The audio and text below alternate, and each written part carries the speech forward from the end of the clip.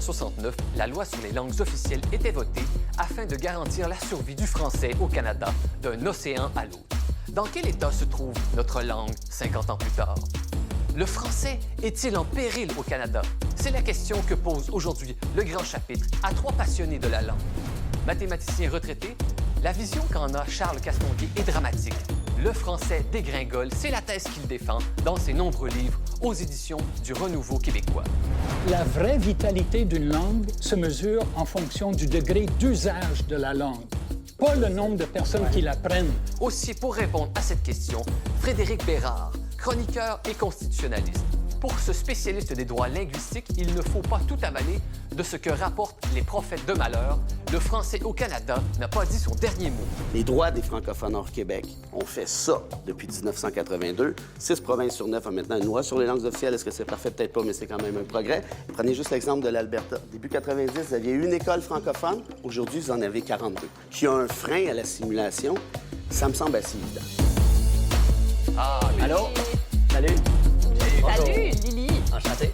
Et en dernière partie d'émission, le rappeur et romancier Biz se joint à nous pour parler de son dernier roman, Cadillac, qui ravive la mémoire de l'Amérique française. C'était de témoigner d'un voyage que j'avais fait à Détroit il y a 2 ans. Finalement, j'ai dit, je vais tout mettre ça dans un roman. Donc, j'ai d'abord voulu témoigner de mon expérience personnelle sur cette ville-là et sur la présence francophone hors Québec continentale, en fait.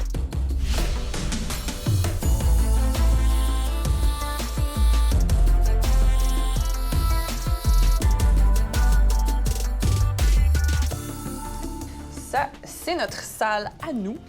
C'est d'ici qu'on va pouvoir écouter la conversation qui se déroule entre les invités en bas. Et puis nous, on commente ce qu'on voit, on analyse, on est un peu comme des commentateurs sportifs. OK. Puis après, on va pouvoir aller se joindre à la conversation. le français est-il en déclin au Canada? Quel bilan faire de l'adoption de la loi sur les langues officielles au Canada en 1969? Charles Castonguay, vous êtes mathématicien retraité de l'Université d'Ottawa. Vous avez été professeur dans cette université pendant 40 ans. Les titres de vos livres donnent le ton. La francisation ratée, Le libre choix au Québec, un suicide linguistique, Le français dégringole. Est-ce que vous les connaissiez? J'ai lu quelques trucs sur tous ces articles. De Charles Castonguay? Oui. C'est le Greta Thunberg du français. Ouais. Frédéric Bérard, vous êtes constitutionnaliste, chargé de cours en droit à l'Université de Montréal, spécialiste des droits linguistiques. Votre thèse de doctorat, Charte canadienne et droits linguistiques, aux presses de l'Université de Montréal. Je vous pose une question. René Lévesque parlait des francophones hors Québec comme des canards morts, les dead ducks. À quoi ressemble l'état de la francophonie hors Québec aujourd'hui? Est-ce que la prophétie de René Lévesque s'est réalisée? En anglais, quand on dit que quelqu'un is a dead duck, ça veut dire que cette personne, à la longue, va finir par y goûter. Mais ça ne veut pas dire que c'est un canard mort. Un dead duck, c'est quelqu'un qui est voué à un destin, disons, pas très reluisant. Je pense qu'on ne peut pas dire que ça se réalise de façon très rapide. Sur le plan de la variable la plus importante, la langue parlée le plus souvent à la maison, les francophones hors Québec étaient au nombre de 675 000 en 1971, à peu près à l'époque de l'adoption de la loi sur les langues officielles. Aujourd'hui, ils sont 620 000, chiffre rond. Donc, il y a eu un recul et il y a eu un affaiblissement en nombre absolu. Est-ce que ça va se poursuivre? Vraisemblablement. Parce que une des raisons principales de ce recul, c'est l'anglicisation des jeunes adultes de langue maternelle française. En Ontario, c'est 47 %, et ce n'est qu'au Nouveau-Brunswick que les Acadiens tiennent assez bien le coup avec un taux d'anglicisation de seulement 12 %. C'est quand même considérable. Toutes les autres provinces, l'anglicisation a poursuivi sa hausse d'un recensement à l'autre, malgré la loi sur les langues officielles. Okay, un bilan quand même assez sombre. Frédéric Bérard, et vous, votre bilan de la francophonie depuis 50 ans? En fait, je ne suis pas démographe ou mathématicien comme M. Castonguay, mais on n'a pas... deux choses. Premièrement, on n'a pas les mêmes chiffres, parce que selon Statistique Canada, on parle, sur la langue parlée à la maison, on parle d'1 067 000 versus 1 000 13 000 entre 2014 et aujourd'hui. J'ai vérifié juste avant de venir ici. Je vous les fournirai parce que j'ai fait la recherche tout juste avant de venir ici. Et mieux que ça, parce que les francophones hors Québec, que j'ai rencontrés assez récemment, au printemps... Quel était votre rôle? Vous avez eu un rôle? En Le fait, président de commission? Oui, il appelait ça président des consultations nationales entourant la réforme de la loi sur les langues officielles, qui consistait essentiellement à me promener dans le pays et à aller à la rencontre, en fait, des francophones sur divers enjeux en rapport à leur survie, l'éducation, et ainsi de suite. Donc, premièrement, donc, ce chiffre-là, je le conteste. Oui, je contesterai votre chiffre et je contesterai aussi la méthodologie actuelle de Statistique Canada, parce qu'il compte comme un francophone quelqu'un qui n'est qu'à moitié francophone. Mais lui, il dit que Statistique Canada ne pose pas la question de la même façon. Elle a changé aussi. On a politisé les recensements aussi. Puis ça, c'est ce qui fait qu'on n'arrive plus au même chiffre. Par exemple, une personne qui dit qu'il parle à la fois l'anglais et le français, également souvent à la maison, ça, c'est un francophone. Mais c'est aussi un anglophone. Bon, mais c'est parce que j'avais un deuxième point aussi. Statistique Canada, pendant 30 ans, a toujours pris des cas comme ça, puis les a divisés en deux, puis a dit, voilà, la moitié, on va les compter comme des francophones, l'autre moitié comme des anglophones, et ça respecte les réponses données par les gens qui parlent la moitié du temps le français, l'autre moitié du temps l'anglais. Alors, c'est une méthode qu'ils ont, malheureusement, au dernier recensement, abandonnée. Ils ont essayé de faire croire, par exemple, au Québec, que le Québec est à 87,1 % de langue d'usage française. Parce que le Canada ne veut jamais, d'un recensement à l'autre, qu'on voit le nombre de francophones diminuer. Il ne veut pas le voir, alors on trafique les questions pour ne pas le voir, justement. Alors, premièrement, ce chiffre-là n'est pas celui qui est officiel. Vous avez le droit d'avoir vos réserves, ça va. Deuxièmement, la langue maternelle est-elle la seule considération à porter? Ça, je ne suis pas certain de ça non plus. Parce que pour moi, un francophone qui parle à la maison en partie, bien qu'il parle une autre langue, à titre personnel, s'il parle en français, peut se débrouiller en français, peut étudier en français, peut travailler en français, ça me va aussi. L'autre affaire qui est importante, et ça, les francophones me l'ont dit, c'est que justement, dans ce recensement-là, méthodologie pour méthodologie, argument pour argument, ils nous évaluent, me disent-ils, à 1 quelques millions, alors qu'on pourrait facilement être le double. Pourquoi? Parce que dans les questions, on calcule la langue maternelle parlée à la maison, mais elle dit souvent, moi, par exemple, mon mari est arabe. Donc, parfois, on peut parler arabe, ce qui n'empêche pas qu'on parle aussi français, mais il faut en choisir une des deux langues. Donc, de ce fait-là, et là, les chiffres sont nécessairement tronqués. Et je ne veux pas faire un débat, moi, sur les chiffres, je ne suis pas venu ici pour ça. Tout ce que j'essaie de dire, c'est que la méthodologie, il faut faire attention, on peut faire bien des trucs à ces chiffres-là, et arrêtons d'être catastrophistes si tout ce qu'on a, c'est les arguments que vous avez soulevés. Je poserai une question avant. Excusez-moi, je pense que je comprends le différent, c'est que dans mon intervention, je parlais de la langue parlée le plus souvent à la maison. Je pense que votre chiffre concerne, et vous l'avez dit, la langue maternelle. C'est autre chose. C'est la langue qu'on a apprise dans notre petite enfance. Je comprends ça, M. Castonguay, mais si les gens la parlent encore, la langue, parce qu'à un moment donné... Oui, mais il n'y en a pas 1 million, là. Non, c'est ça le problème. En fait, il y en a 1 million au départ. Selon eux, c'est effectivement pas 1 million, parce qu'ils montent ça jusqu'à 2 millions. Tu trouves que ça illustre bien? Mais ça illustre le problème, justement, du français. C'est-à-dire qu'on parle de statistiques qui... On peut faire dire n'importe quoi. Les chiffres sont des innocents qui avouent sous la torture. Là, vous êtes en train de faire le problème, c'est que je suis en train... on joue un jeu. Un jeu sémantique, un jeu épistémologique. Oui, OK, on peut faire de l'épistémologie, mais vous trouvez... Je sais qu'il y a Vous faites souvent ça au Québec. Vous prenez la petite case qui veut votre affaire, vous foutez ça là-dedans, et ça vient nécessairement édulcorer tout le reste. Moi, ce que je vous dis, c'est qu'il y a plus qu'une version que la vôtre. Attention avec les statistiques, messieurs, parce que... Faire une chose. On reviendra vers vous, je vous le garantis. Les chiffres que j'ai avancés, M. Lamy, sont des chiffres qui paraissent dans les publications de Statistique Canada. J'ai utilisé la même méthodologie qu'ils ont utilisée en 71, 81, 86, 91, etc., jusqu'à aujourd'hui. Alors, qu'on ne me fasse pas dire que je cite des chiffres à Castonguay. Mes chiffres sont les chiffres de Statistique Canada. Vous semblez dire que vous avez les chiffres de Statistique Canada. Pardon, moi aussi, je les ai. OK, je reformule. On est sur un terrain d'égalité avec ça. Je ne vous ai accusé de rien, sinon d'une chose. Peut-être qu'on ne parle pas de la même affaire. Vous parlez de langue maternelle. Moi, je parle de langue parlée le plus souvent à la maison. Si vous continuez... Attention, les yeux. Si vous continuez à trop monter, parce que c'est bien que ça monte, mais pas trop quand même. Ceci dit, c'est extrêmement émotif comme débat, la langue, tout le temps. Ouais. Tout le temps. je vous laisse terminer quelque chose, parce que je suis curieux d'entendre votre bilan, peut-être pas avec des statistiques, mais pour vous, la vitalité du français au Canada, elle existe encore? Qu'est-ce que vous avez vu en tant que président? Absolument qu'elle existe. Puis ça, ces chimères-là viennent toujours du Québec, francophone, nationaliste à l'os. C'est quand même un drôle d'hasard, vous me direz. Et de ce que j'ai compris... Sorry, pour pouvoir... I'm an anglophone. I was born in Ottawa. I don't see the difference. Ce que j'essaie de dire, tout simplement, c'est que, et c'est le livre en question dont vous avez parlé tout à l'heure, c'est qu'avant 82, je ne nie pas, c'est évident que le français était en déclin hors Québec. Ça fait aucun doute. Il y a eu des vacheries historiques, des saloperies. Bon, ce qu'on est capable de voir, c'est que depuis 1982, parce que la Charte canadienne, et ça, c'est un aspect dont on parle assez rarement, la Charte canadienne a accordé des droits magistraux aux francophones hors Québec. Jumelé à ça, une interprétation ultra généreuse de la part de la Cour suprême du Canada, qui a fait en sorte de créer des droits éducationnels, puis je vais faire ça rapidement, mais au moment où on se parle, vous êtes rendu à 700 commissions scolaires à travers le pays, francophones uniquement.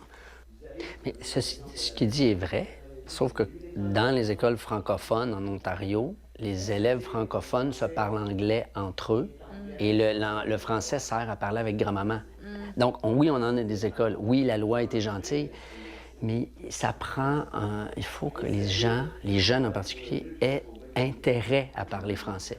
Vous avez, prenez juste l'exemple de l'Alberta. Début 90, vous aviez une école francophone. Aujourd'hui, vous en avez 42. Est-ce à dire que le français est en pleine expansion au Canada, à l'extérieur du Québec? C'est pas ce que je dis.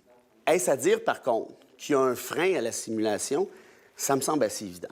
Est-ce à dire que tout va aller pour le mieux puis que le combat est terminé? Absolument pas. Mais il reste que sur 9 provinces, il y en a 6 qui ont adopté une loi sur les langues officielles, notamment, surtout, en fait, à la suite de cette charte-là.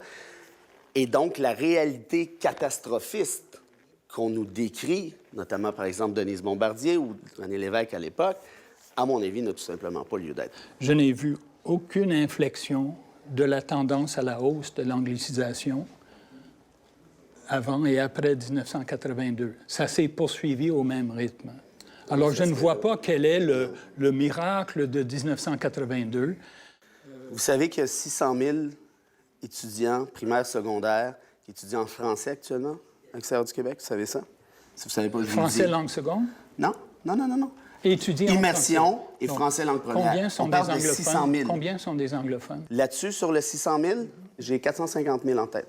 Mais ça compte pas. Ah non, on envoie nos enfants à l'école en français, Non, mais c'est parce qu'on haït le français, essentiellement, c'est ça? Ils apprennent le français, mais est-ce qu'ils vont vivre par la suite en français? Mais oui, mais c'est est-ce qu'ils parce vont travailler en français? Il y a des coins en Ontario, dans les écoles francophones, c'est même pas bien vu de parler en français. Les Franco, entre eux, dans les corridors ou dans la cour, ils parlent en anglais. C'est comme apprendre une langue seconde. Moi, je peux apprendre l'allemand, je peux apprendre le russe, le mandarin. Si je m'en sers pas, je vais perdre cette compétence. C'est une langue apprise. Mais est-ce que la vraie vitalité d'une langue se mesure en fonction du degré d'usage de la langue? Ouais, ça va. Pas le nombre de personnes qui l'apprennent. Ça, je suis d'accord avec ça. Tu sais, à un moment donné, il faut quand même relativiser certaines affaires, arrêter de garocher n'importe quoi en l'air aussi. Ceci, mon cher collègue, c'est que sans doute que s'il n'y avait pas eu de loi sur les langues officielles, sans doute que la situation serait encore pire que ce qu'on constate aujourd'hui. Et tout ça vient de la menace d'indépendance du Québec. C'est ça aussi. C'est ça que les francophones doivent reconnaître aussi. C'est très compliqué parce qu'ils ne veulent pas qu'on se sépare, bien sûr. Mais ils doivent beaucoup au mouvement nationaliste québécois qui a fait pression sur le Canada anglais. Trudeau, notamment, c'est pour ça qu'il a accédé à la demande, pour dire si les Québécois s'aperçoivent que le Canada n'est pas bon pour les francophones, ils vont s'en aller, puis ils auront raison. Et je vois que le divorce entre vous est consommé sur la façon de parler du rayonnement du français en dehors du Québec. Vous êtes très pessimiste, et vous êtes plutôt optimiste.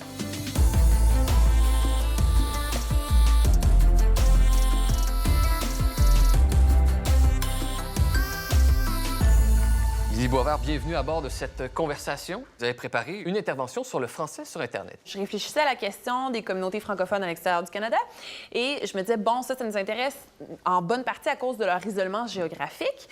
Mais je me suis dit, il me semble qu'en 2019, le plus grand péril pour la langue dépasse le monde physique. Parce qu'il me semble que la menace pour le français émerge du fait que la majorité de nos communications maintenant, peut-être pas la majorité, mais une grande partie de nos communications se font en ligne. Et Internet, pour la protection de la langue française, c'est awful. Parce que c'est une invention qui est américaine. Les géants de l'industrie logent dans la Silicon Valley. L'anglais sur Internet, c'est la lingua franca. Et l'article 52 de la loi 101 stipule que toute entreprise qui a son siège social au Québec doit avoir un site Web en français. Sauf que qu'est-ce qu'on fait avec toutes les autres entreprises de l'univers qui n'ont pas pignon sur rue, mais qui ont quand même un accès direct à nos adresses IP? En réfléchissant donc à l'impact de la technologie sur la langue, j'étais prête à crier au scandale. Et là, j'ai commencé à faire mes recherches, j'ai cherché les signes de l'apocalypse, mais je ne les ai pas trouvés. J'ai été, à ma grande déception, rassurée. Parce que le français, le nombre de francophones dans le monde ne fait qu'augmenter ces dernières années. Et alors que c'est la 5e langue la plus parlée dans le monde, c'est la 4e langue sur Internet. Il y a proportionnellement plus de gens qui parlent en français sur Internet que dans le monde physique. Et ça, c'est dû en grande partie à la croissance de la population africaine connectée, parce que le francophone type dans le monde à l'heure actuelle, c'est pas un Français, c'est pas un Québécois, c'est un Africain de moins de 30 ans scolarisé. Cependant, vous pouvez me poser la question, est-ce qu'on navigue pour autant en français sur Internet? Quand on pense à nos posts, à nos mimes, à nos LOL, est-ce qu'on vit en français en ligne? Encore là, les chiffres que j'ai trouvés montrent qu'en bonne partie, oui. Parce que le français est la 3e langue des blogs, c'est la 4e langue des réseaux sociaux, plus Facebook, moins Twitter, et c'est la 6e langue de YouTube. Par contre, là où on peut faire un bémol, et ça nous intéresse en tant qu'émission consacrée aux livres, c'est par rapport au patrimoine littéraire. Ouais. Parce que alors que Google Books a déjà numérisé des millions de livres, essentiellement en anglais, quand on regarde les initiatives comme le projet Gutenberg, on n'atteint pas le million de livres en français. Pourtant, sur Amazon, les livres en français non libres de droit sont les 3e les plus présents. Donc ça veut dire qu'on ne numérise pas assez le patrimoine francophone. Autre fait intéressante, tendance qu'on observe en ligne, c'est que l'anglais est en déclin au profit du chinois et de l'espagnol. Et ça, personnellement, moi, je l'ai remarqué dans ma consommation de contenu et de séries beaucoup parce qu'avant, je me contentais essentiellement des séries en français ou en anglais, mais maintenant, j'ai vraiment élargi mes horizons avec tout le contenu que je me fais proposer. Puis c'est sûr que, bon, j'ai écouté Game of Thrones en anglais, mais j'ai aussi écouté La Casa del Papel en espagnol. Ouais. J'ai écouté Terrace House en japonais et là, je me lance dans une série coréenne ces temps-ci. Donc, l'anglais est plus aussi hégémonique qu'autrefois dans ma télévision. Donc, on s'entend que, sur le plan culturel, notre intérêt se fragmente ces dernières années avec la multiplication des plateformes, des contenus et des traductions. Mais selon mon analyse, on peut maintenir le cap en numérisant davantage notre patrimoine francophone, en adaptant la langue aux nouvelles réalités, ne pas la figer pour la protéger, et finalement, en produisant nous-mêmes des contenus culturels qui transcendent notre culture et qui peuvent voyager. Parce que je pense que, qu'on soit français, qu'on soit québécois, acadien ou gabonais, on a tout intérêt à défendre notre exotisme en misant sur l'universel. En tout cas, ce que je constate personnellement, ce qui ressort de mes recherches, c'est que pour la francophonie, ça se passe assez bien sur Internet. Est-ce que ça ne vous rend pas quand même optimiste? Ah, ben, je l'étais déjà, selon Guillaume Lamy, moi.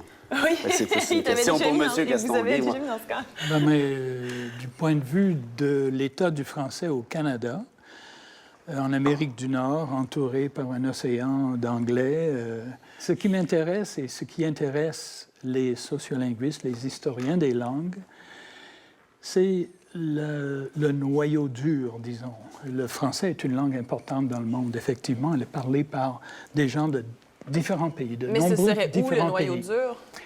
Le noyau dur, c'est les locuteurs natifs, c'est-à-dire ceux qui ont hérité de cette langue dès la tendre enfance, qui l'ont intériorisée et qui vont être en mesure de créer plus facilement avec cette langue sur le plan des affaires, sur le plan de la musique, dans sur le plan statistiques, c'est ça. Dans vos statistiques, c'est exactement ça, non? Par rapport aux Africains, je ne sais pas si spécifiquement ils l'ont appris à l'école ou si c'est leur première langue, je ne sais pas. Ils l'ont appris à l'école. Leur première langue est le Wolof, le Swahili. Les Africains sont très largement bilingues. Le français, pour eux, c'est une porte d'entrée dans la communication à l'intérieur de leur pays, souvent, entre gens de Peul, il y en a tellement. Mais ça, dans ce cas-ci, ce ne serait pas un noyau dur pour vous? Dans le cas des Africains, une langue enseignée à l'école se change. Hein. Vous connaissez l'histoire du Rwanda, qui s'est mis à l'anglais massivement, Ouais, alors que mais c'était... à part l'exemple du Rwanda, de manière générale, si on considère que le français se une situe élite 3, 4, 5e... Une élite peut décider Ce sont que... des chiffres qui sont immuables, On a non? vu des langues communes... Nombreux francophones, c'est ça, c'est les Africains. On a vu des langues communes dans le monde disparaître très rapidement lorsque des élites décident que l'avenir est du côté d'une autre langue commune. Il y a un paradoxe au Québec. Donc, vous parlez de l'anglicisation, d'une assimilation vers l'anglais, mais en même temps, au Québec, il y a conversion des écoles anglophones pour en faire des écoles francophones. C'est pas un paradoxe, ça, dans le Québec d'aujourd'hui? Mais c'est ce que j'essaie de dire, c'est qu'on aime réécrire un peu, bon, une certaine réalité qui n'existe pas nécessairement. Oui, dans les années 60, oui, dans les années 70. La loi 101, que j'appuie totalement, a été un vecteur de francisation absolument magistral, notamment et surtout d'un point de vue immigration. Ce qu'on souhaite, ce que je souhaite encore. Aujourd'hui, il y a 94 % des Québécois qui testifient, il y a des études là-dessus, être capables de parler français. La communauté anglophone, et ça, du 6 % là, il y a un volet communauté historique anglophone qui, pour toutes sortes de raisons historiques, a décidé de ne pas apprendre le français. Aujourd'hui, ces jeunes-là l'apprennent, le français. J'enseigne en faculté de droit de l'Université de Montréal, qui est assez cosmopolite. C'est en français à 100 % d'anglo-québécois historiques, si je peux dire, qui viennent étudier en français. Puis moi, je m'amuse beaucoup avec eux en leur posant certaines questions. Pourquoi l'Université de Montréal? Pourquoi pas, par exemple, McGill? Et ils répondent, j'ai été accepté à McGill, mais je comprends à quel point c'est important pour moi, si je veux travailler ici au Québec, parce que je suis québécois, d'avoir un français qui se veut exceptionnel et non seulement bon ou passable. Donc, tout ça pour dire que, franchement, je considère qu'il y a beaucoup d'exagération. Est-ce que le français va toujours être un peu vulnérable au Québec? Ça va de soi, c'est évident. Vous parlez beaucoup de la langue maternelle et de la langue à la maison. Mais là, on parlait de la langue connue, dont on se dit capable de soutenir une conversation dans cette langue. Ce qui est intéressant, et que peut-être M. Bérard l'ignore, c'est que les jeunes adultes de langue maternelle française sur l'île de Montréal sont rendus plus bilingues aujourd'hui que les jeunes adultes anglophones. Ça se poursuit, ça, quand on regarde le choix de la langue parlée à la maison. Entre l'anglais et le ça joue français. des deux côtés, encore une fois. Ça joue des deux côtés, Bon. effectivement. Il y a des anglophones qui se francisent sur l'île de Montréal, il y a des francophones qui s'anglicisent. J'ai tenu compte des anglophones qui se francisent. Je les ai soustraits des francophones qui s'anglicisent. Il reste cette différence-là en faveur de l'anglais. Ça, c'est, à mon sens, préoccupant. Je vois que le désaccord est pris à nouveau entre vous deux. Mais il y a une troisième personne qui nous écoute et qui nous regarde depuis tout à l'heure. C'est Biz qui va venir nous présenter, en bonne partie, son roman Cadillac, qui essaie de raviver la mémoire de l'Amérique française.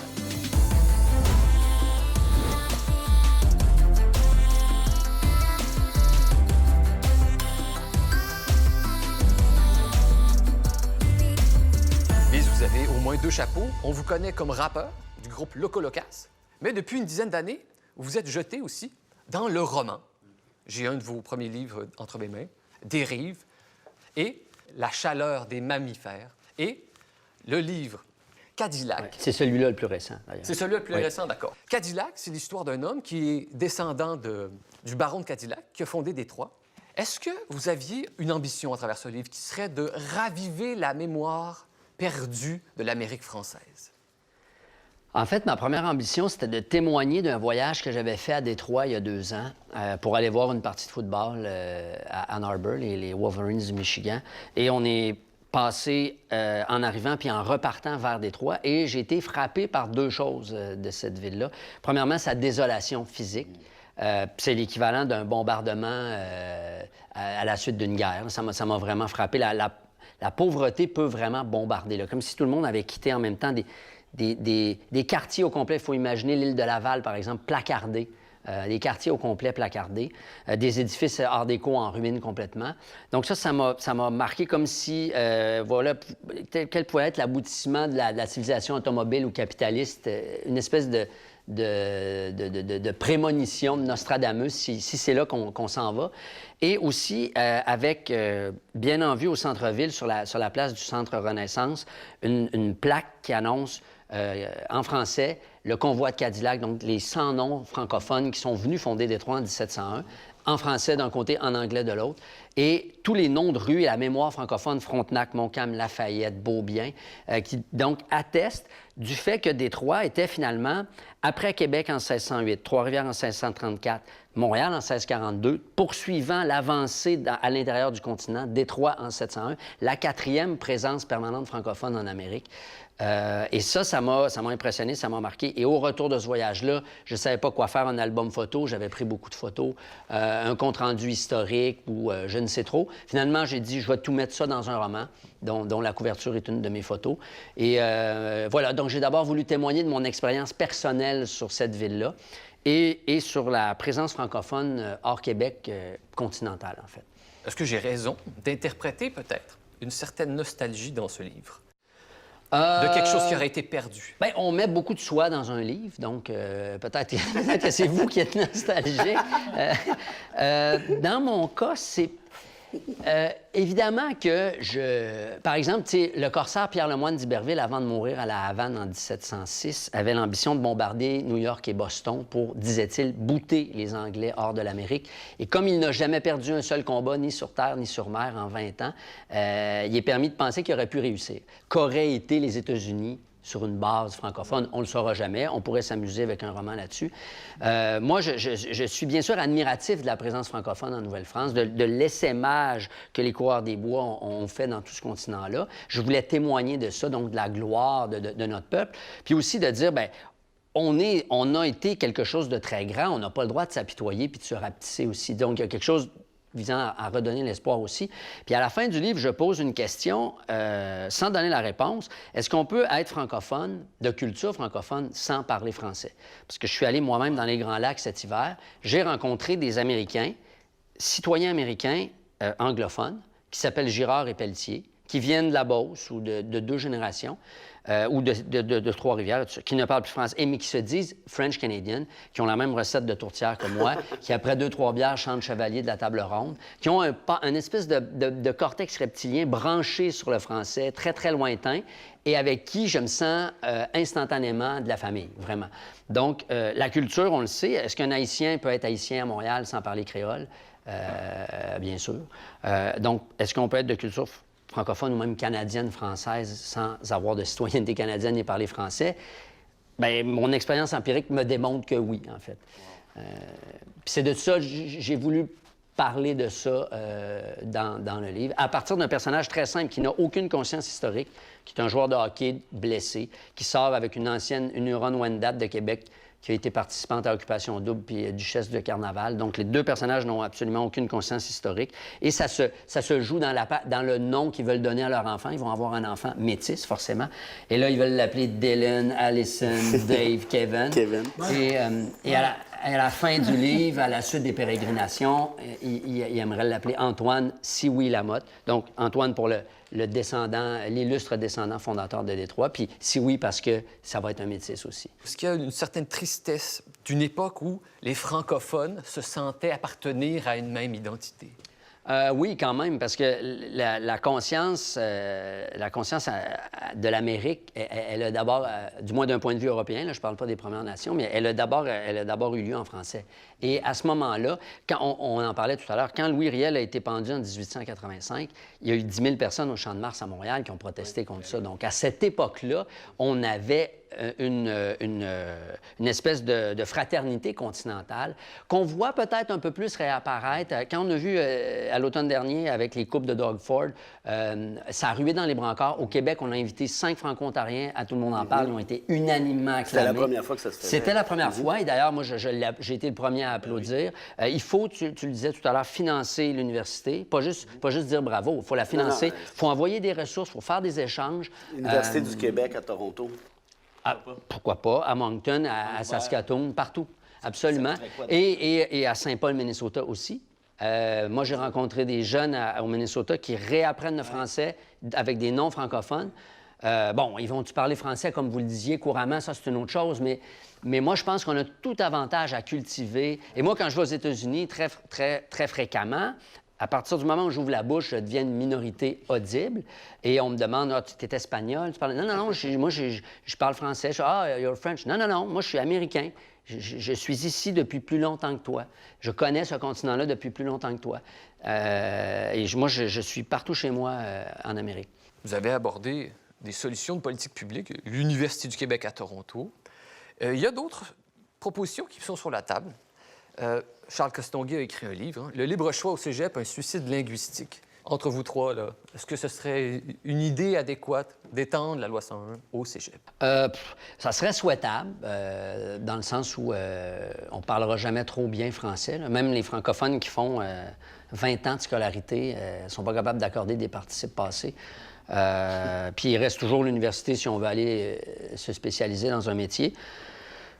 Mais moi, en fait, là, la question, c'est que par rapport à la langue, il y a beaucoup de questions de police et de bâton. Moi, je pense qu'une langue s'apprend et se transmet dans le plaisir. Et moi, je suis même confronté avec mes propres enfants qui vont sur YouTube en anglais, etc. Donc, comment je les fais aimer cette langue-là? Et mes enfants ne lisent pas. Mon garçon de 13 ans ne lit pas. Alors, comme écrivain, c'est même plus le cordonnier mal chaussé, c'est le cordonnier cul-de-jatte. Et dans ce cas-là, je lui ai dit, ben là, tu vas obligation de lire une demi-heure par jour. Mais tu choisis ce que tu lis. Il a lu une BD sur Louis Riel un moment donné, puis n'importe quoi, mais tu dois lire un livre. Alors, moi, la meilleure façon de convaincre quelqu'un de parler français, c'est de le frencher en français, littéralement. Puis moi, je crois beaucoup, en tout cas d'un point de vue citoyen, au plaisir. Dans mon cas, dans mon travail d'écrivain, écrire les meilleurs livres possibles pour donner le goût aux gens de lire et d'aimer cette langue-là. Charles Castonguay, dans votre livre, vous parlez notamment des francotropes. C'est ça? C'est le mot? Francotrope? Oui, oui. Qu'est-ce que vous entendez par là? Parce que moi, j'ai l'impression qu'il y avait un peu un élément de réponse aussi là-dedans, dans les migrations des francotropes. Pas nécessairement. Ça a à voir avec la sélection des immigrants. Et le Québec a comme politique de préférer les candidats qui ont une connaissance préalable du français. Plus souvent qu'autrement, ce sont des gens de langue latine, ce sont des gens d'Afrique francophone, ce sont des gens du Maghreb, ce sont des gens du Moyen-Orient qui parlent arabe, qui parlent créole, les Haïtiens. Et donc, cette population-là de potentiels nouveaux Québécois, ce sont les francotropes. Alors que les autres bassins de population potentiels, comme à Hong Kong ou en Corée ou le Japon ou l'Asie ou les pays slaves, les pays germaniques seraient plutôt orientés de façon, entre guillemets, naturelle vers l'anglais plutôt que vers le français. Alors, c'est tout. La sélection des francotropes a fait en sorte que la loi 101 a bonne mine. Elle a l'air d'avoir accompli de grandes choses. Or, ce n'est pas la loi 101, ce n'est pas la force tranquille, tranquille, confiant, accueillant, souriant du français sur le terrain qui a eu un grand succès auprès des immigrants. C'est la sélection. Et la majorité des immigrants qui ont adopté le français comme langue d'usage à la maison ont déjà adopté cette langue comme langue d'usage à la maison avant même de venir au Québec. C'est vous dire à quel point, si on ne fait pas attention à l'interprétation des chiffres, on peut accorder à la loi 101 des vertus, des pouvoirs, des effets qu'il n'a jamais eu. C'est plutôt la sélection des immigrants. Mais tout ça déjà peut se faire. francisés à l'étranger. On peut choisir des immigrants francophones. Oui. On peut avoir une école pour franciser ceux qui ne le sont pas. Puis on peut aussi avoir du plaisir en parlant notre langue. Tout ça si on revient au cégep, le libre choix au cégep, ça nous a conduit à l'heure actuelle à des cégeps anglais hypertrophiés qui ramassent 26 % de tous les étudiants en préuniversitaire à l'heure actuelle vont au cégep anglais. Mais là, de me dire que quelqu'un qui débarque au cégep va se mettre systématiquement à travailler en anglais, je suis désolé, mais dans les professions libérales, M. Castonguay, au Québec, comme avocat, je vais parler d'un milieu que je connais bien, essayez de vous trouver un job au centre-ville de Montréal sans parler français, vous allez le chercher longtemps. Vous allez peut-être travailler chez Joe Plouc-Plouc, 2 avocats et demi, puis ça va finir là, parce que pour le reste, vous avez évidemment l'obligation de parler français, puis ça se peut aussi que vous ayez à parler anglais ici et là, ce qui veut pas dire... oui. Oui, là, dans les nouvelles technologies, c'est vraisemblablement pas ça. Là. Non, mais évidemment, je parle pas pour l'ensemble d'eux, mais j'essaie juste de dire que c'est pas systématique que parce que tu vas étudier au cégep, tu te mets à travailler en anglais 3, Mais il y a 4, l'idée 5 ans aussi, plus tard. il y a l'idée aussi de penser ton métier en anglais ou de le C'est penser sûr, en français. mais tu est-ce sais. qu'on est d'accord pour dire qu'il y a des jobs, bon, par exemple, je pense que c'est à ça que tu fais référence, la question des technologies ou, bon, et ainsi de suite, ou... Tu sais, c'est quand même, c'est un sacré défi de faire ça uniquement en Ouais, c'est français. des défis. Et puis je pense qu'on a essayé quand même, notamment avec la loi 101. On essaie encore, puis il faut toujours le faire. Mais il y a peut-être des... Et c'est comme ça pour la plupart des pays occidentaux. C'est une réalité où il y a une anglicisation d'un point de vue commercial qui est très, très difficile de s'extirper. Puis pour venir peut-être conclure sur la question du cégep, moi, je partage l'opinion de Biz à l'effet que ça me rend un peu mal à l'aise. Que les immigrants aient à l'école en français dès le primaire au secondaire, je suis amplement d'accord avec ça.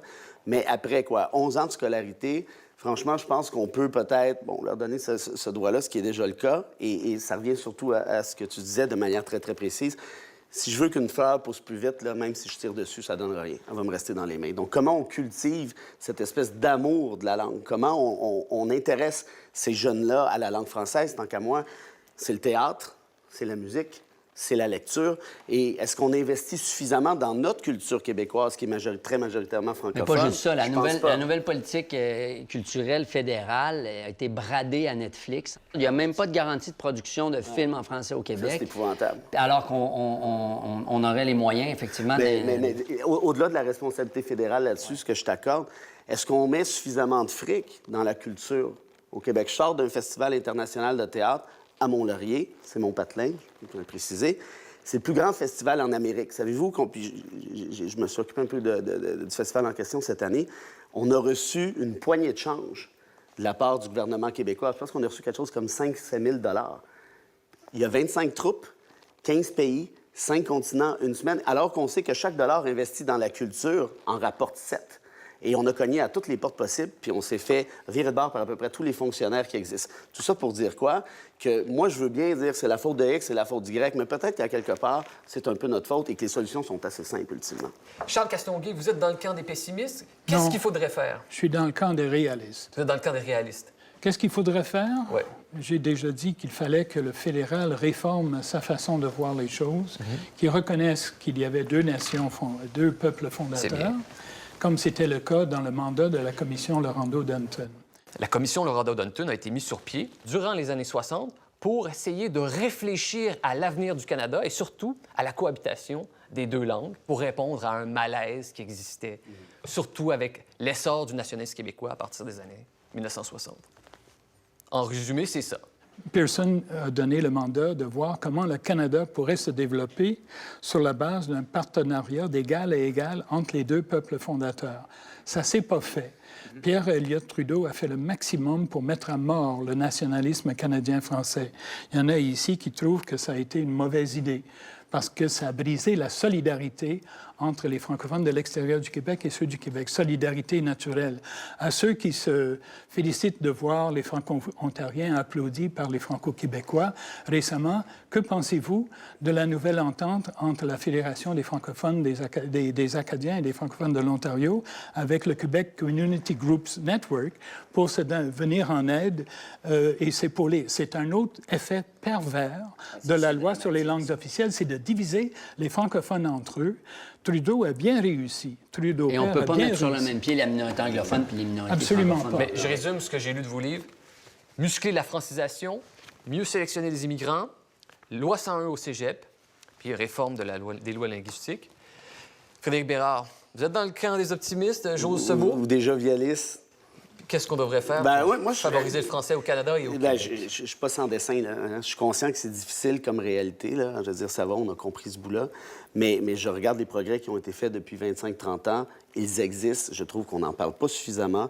Il y a une responsabilité énorme qui est sur les épaules du gouvernement du Québec, qui est celle d'aider la francophonie canadienne, mais aussi la francophonie continentale. Je suis absolument d'accord avec ça. Les effets concrets de ça, ça reste à voir, mais il reste que pour l'investissement, franchement, ça vaut le coup d'essayer. L'autre chose, la loi sur les langues officielles mériterait beaucoup plus de dents, que le commissaire ait beaucoup plus de pouvoir, de sanctions, ce qu'il n'a pas. Je suis en faveur d'un tribunal administratif sur le respect et l'application de la loi sur les langues officielles. Je pense que ça donnerait quand même un bon coup de main.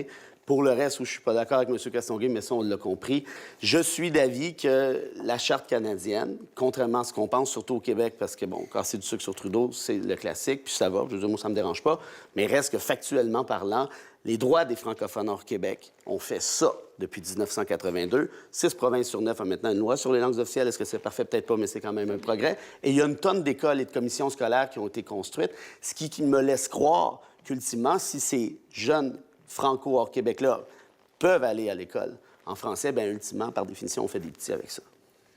Et Biz, j'oserais vous placer dans le camp des optimistes aussi, mais je ne sais pas. Ah, je le sais même pas moi-même. Parce que je pense que ma place serait peut-être ici, en fait, dans la mesure où on en discutait Oui, tout tu disais à que tu étais l'heure. un fataliste. Oui. Moi, je suis un biologiste même. Je veux dire, moi, le français va certainement disparaître du continent américain à un moment donné. Est-ce que ce sera dans 200, dans 500, dans 1000 ans? Je ne L'humanité sais ne se pas. rendra pas en 200 ans. Ah, là, ça, je ne sais pas. On ne peut pas en présumer. Mais comme le latin, par exemple, tu sais, les langues, elles meurent, elles se réincarnent et tout ça. Par contre, c'est pas parce qu'on va mourir un jour qu'on n'a pas le droit de vivre puis d'avoir du plaisir. T'sais. Donc, moi même si je sais que ma langue est minoritaire, même si je sais qu'elle perd du terrain, qu'elle n'a gagné, qu'elle a déjà été plus présente, plus importante sur le continent, ça ne m'empêche pas de vouloir la brandir comme une épée lumineuse pour combattre l'obscurantisme. Quand même, vous avez terminé cette émission en romancier avec la plus belle phrase de tous ces échanges.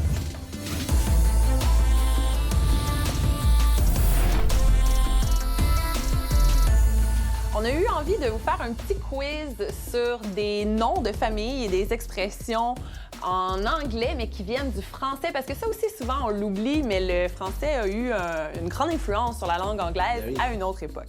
Première question, le nom de famille Seymour, ça vient de quel nom français? Saumur? Simon? Presque. C'est mort. Seymour! Seymour, ben Voilà, ouais. ça a été un travail d'équipe.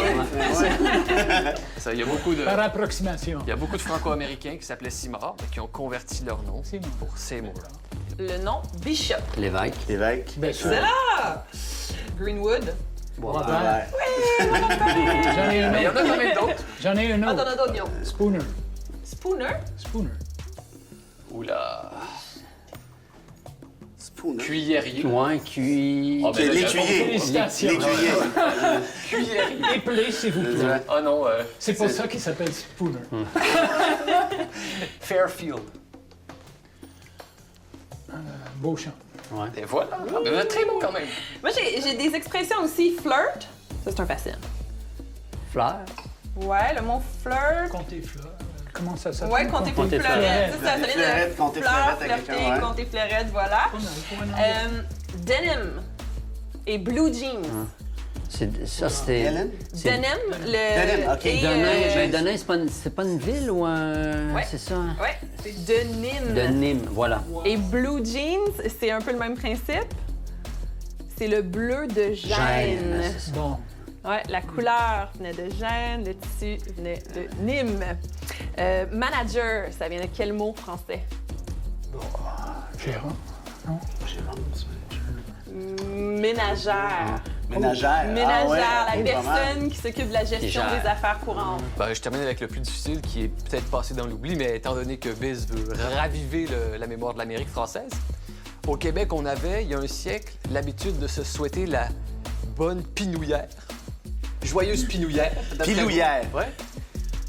Ouais, Charles Castonguay. Je donne ma langue au chat. Pilouillère. Joyeuse pinouillère. Donc, Pinouillère. joyeuse Happy New Year. Happy New Year! Voilà. Bon, ben, chers amis, c'est bien terminé finalement. À tous vos livres, que ce soit des romans, des livres de statistiques et de données ou des livres de droit constitutionnel et de droit linguistique. Charles Castonguay, Biz, Frédéric Béard, je vous dis au revoir en présentant vos livres. Biz, votre dernier roman, Cadillac, aux éditions Le Méac. Tous vos livres sont chez ce même éditeur. Charles Castonguay, votre dernier livre, La langue française, langue commune, projet inachevé. Tous vos livres sont aux éditions du Renouveau québécois. Et Frédéric Bérard, votre livre, qui est votre thèse de doctorat, Charte canadienne et droit linguistique pour en finir avec les mythes, publié aux presses de l'Université de Montréal. Merci tout le monde! Pour l'avenir de la langue française. Oui!